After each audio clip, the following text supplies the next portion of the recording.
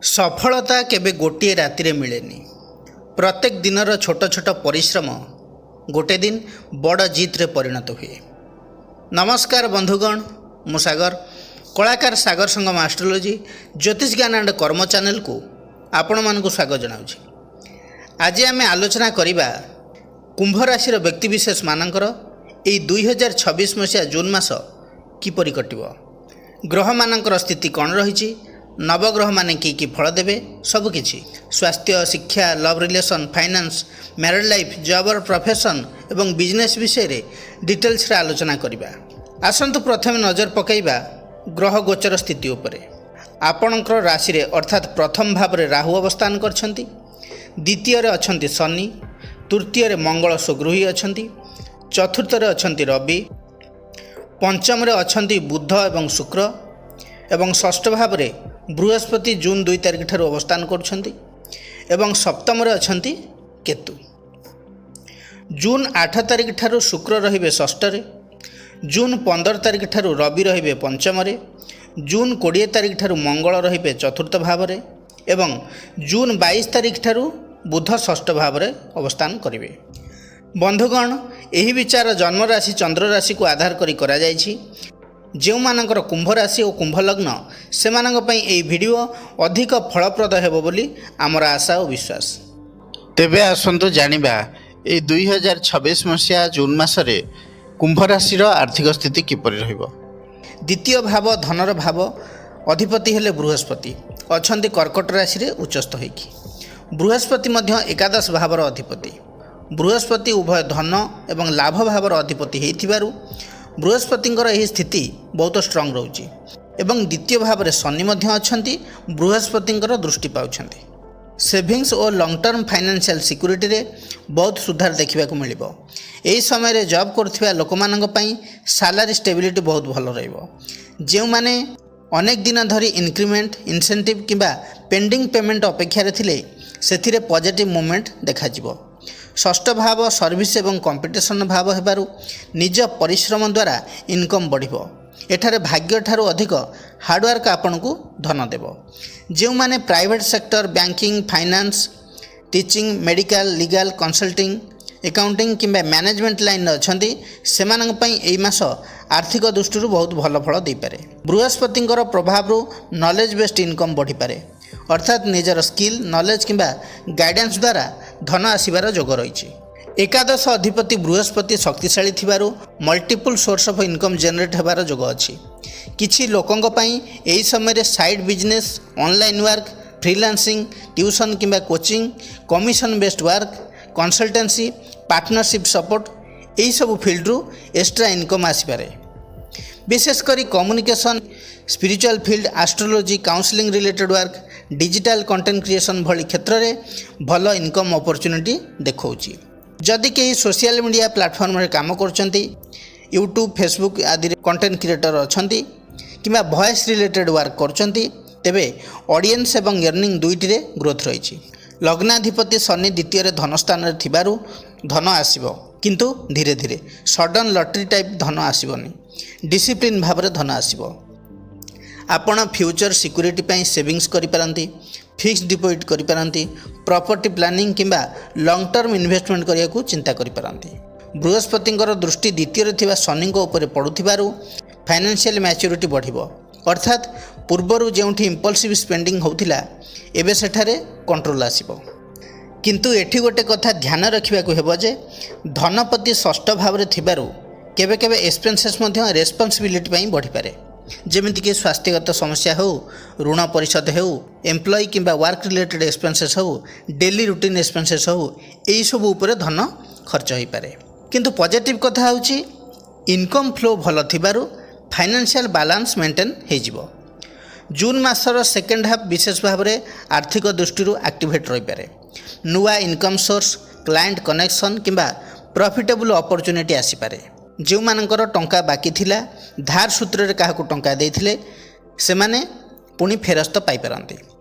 ମୋଟାମୋଟି ଭାବରେ କହିଲେ କୁମ୍ଭ ରାଶି ପାଇଁ ଏହି ଜୁନ୍ 2026 ମାସଟି ଷ୍ଟେବୁଲ୍ ଇନକମ୍, ହାର୍ଡ଼ୱାର୍କ ଦ୍ୱାରା growth, multiple income source, savings improvement, financial maturity, long term wealth planning, ଏହିସବୁ ଦିଗରୁ ଭଲ ଫଳ ମିଳିବ।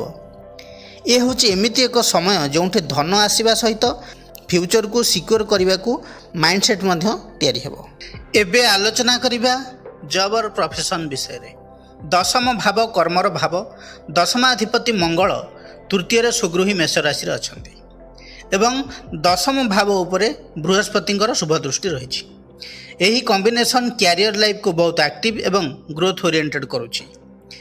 ଏହି ଜୁନ୍ 2026ରେ ଆପଣଙ୍କ କ୍ୟାରିୟରରେ ଏକ ଇମ୍ପୋର୍ଟାଣ୍ଟ ମୁଭମେଣ୍ଟ ଦେଖିବାକୁ ମିଳିପାରେ। ଯେଉଁମାନେ ଜବ୍ ଖୋଜୁଛନ୍ତି ସେମାନଙ୍କୁ ଅପରଚ୍ୟୁନିଟି ମିଳିବାର ଯୋଗ ଭଲ ଅଛି ଏବଂ ଯେଉଁମାନେ ଅଲରେଡ଼ି ଜବ୍ରେ ଅଛନ୍ତି ସେମାନଙ୍କ ପାଇଁ ରେସ୍ପନ୍ସିବିଲିଟି ଏବଂ ୱାର୍କଲୋଡ଼ ବଢ଼ିବ। ଦଶମାଧିପତି ମଙ୍ଗଳ ତୃତୀୟ ଭାବ ହେଉଛି communication, courage, skill, networking, media, technology ଏବଂ ସେଲ୍ଫ ଏଫର୍ଟର ଭାବ। ସେଠାରେ କର୍ମପତି ମଙ୍ଗଳ ଥିବାରୁ ଆପଣଙ୍କର କ୍ୟାରିୟର ନିଜ ପରିଶ୍ରମରେ ଉଠିବ।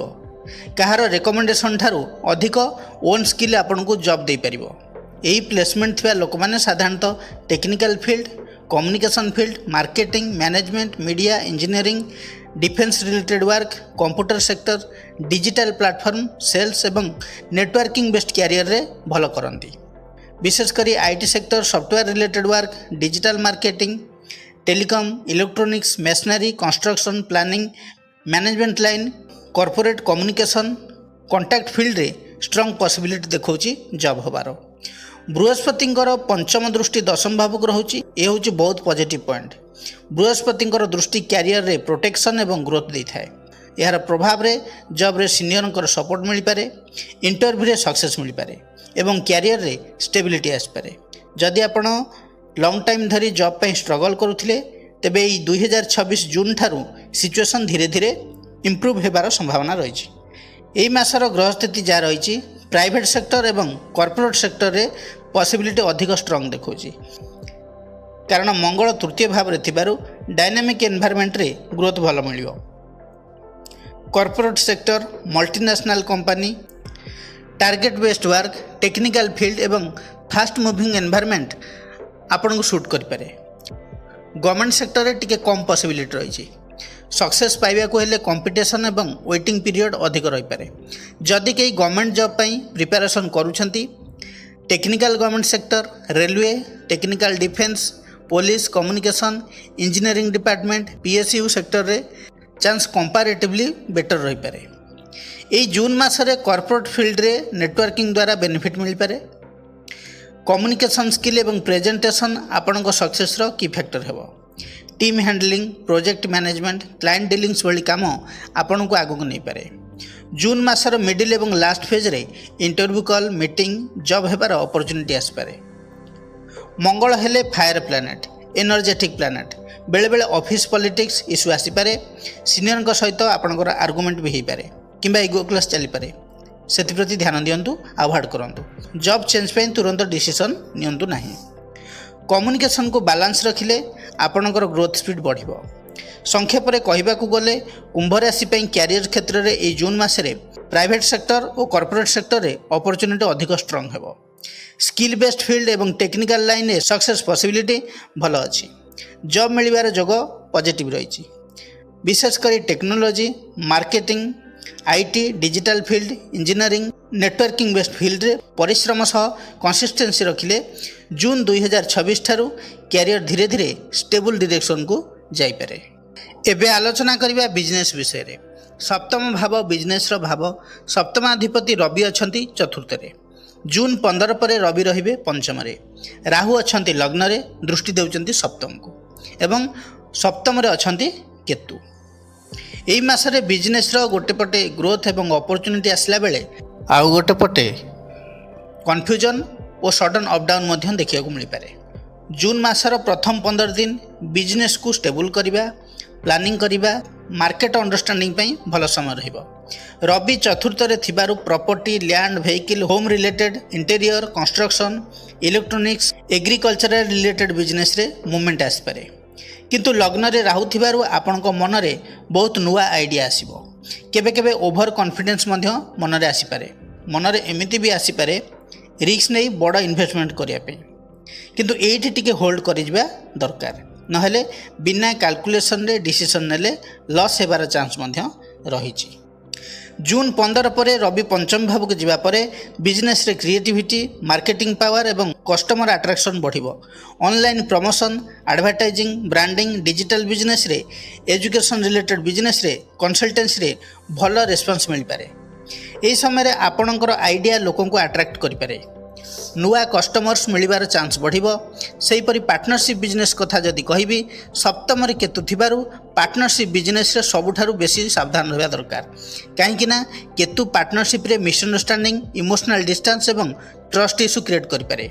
एही समय रे बिजनेस पार्टनर आपन को कौनसी कथा लुचेई पारंती। प्रॉफिट शेयरिंग को नै कन्फ्यूजन उभय को मध्य रही पारे। कम्युनिकेशन गैप बढ़ी पारे। सडन पार्टनरशिप भांगिबार सिचुएशन मध्य आसी पारे। जदि ऑलरेडी पार्टनरशिप स्ट्रांग अछि अनेक दिन हेलानी आपण पार्टनरशिप बिजनेस करूछंती तेबे कौनसी प्रकार सर्वाइव करि जिवे। किंतु वीक ट्रस्ट थिबा पार्टनरशिप न्यू पार्टनरशिप भांगी जिबार चांस बहुत रही। तेणु पार्टनरशिप बिजनेस रे रिटन एग्रीमेंट बिना कौनसी डील करंतु नाही। मनी ट्रांजैक्शन क्लियर रखंतु। जो माने छोट व्यवसायी अछंती सेमानक पई ए जून मासरे स्लो ग्रोथ देखौची। विशेष करी online selling clothes fashion mobile accessories tuition coaching centre beauty product electronics repairing centre यही सब बिजनेस रे इंप्रूवमेंट देखा मिल पारे। राहु लग्न रे थिबारु आपण नुआ एक्सपेरिमेंट करिवे। जदि स्मार्ट मार्केटिंग करंती कस्टमर्स इनक्रीज हेबो। जो माने लोन नहीं बिजनेस रे इंप्रूव करिया पई चाहुचंती टिके भाबी चिंती डिसीजन नियंतु। सेहीपरि जो माने बड़ व्यवसायी अछंती ए जून रे कॉम्पिटिटिव प्रेशर बढ़ी पारे। कॉम्पिटिटर माने सडनली एग्रेसिव हो पारंती। मार्केट स्ट्रैटेजी चेंज करिया पड़ी पारे। किंतु जून 15 पर रवि पंचम को जीवा फल ब्रांड वैल्यू बढ़िबो पब्लिसिटी मिलिबो इन्फ्लुएंशियल पीपल को सहित कांटेक्ट बढ़िबो लीडरशिप पावर स्ट्रांग हेबो। Corporate sector media advertising technology stock market related field रे भल ग्रोथ हो पारे। किंतु रविर प्रभाव फल इगो जोगो समस्या हेबार मध्य चांस रहिबो। तेबे आसंतु जानिबा क्यों क्यों बिजनेस रे ए मासरे भल सुजोग सब रहिछि जानिबा। Digital marketing online shopping technology related business property interior decorator fashion creative field trading business consultancy work printing designing एवं मॉडर्न बिजनेस रे अधिक ग्रोथ रही। कुंभ राशि व्यवसायी मानू एडवाइस रहिबो कि पार्टनर को ऊपर ब्लाइंड ट्रस्ट करंतु नहीं। लोन प्रेशर बढ़ातु नहीं। लीगल पेपर चेक करंतु। टैक्स डॉक्यूमेंट इश्यू इग्नोर करंतु नहीं। रिस्क इन्वेस्टमेंट को अवॉइड करंतु। मोटामोटी भाव में कहबाकू गले यही 2026 मसीहा जून मास बिजनेस रे चेंज एक्सपेरिमेंटेशन एवं ग्रोथ अपॉर्चुनिटी नहीं आसीबो। पार्टनरशिप रे चैलेंजेस रहिबो किंतु स्मार्ट हैंडलिंग करिले बेनिफिट मध्य मिल पारे। जून 15 पर बिजनेस एनर्जी बहुत एक्टिव हेबो। मार्केटिंग क्रिएटिविटी पब्लिक डीलिंग्स भल करि पारले प्रॉफिट इनक्रीज हेबार स्ट्रांग चांस रही। एही मासर स्मार्ट स्ट्रैटेजी ही आपणक बिजनेस पई सुटेबल हेबो।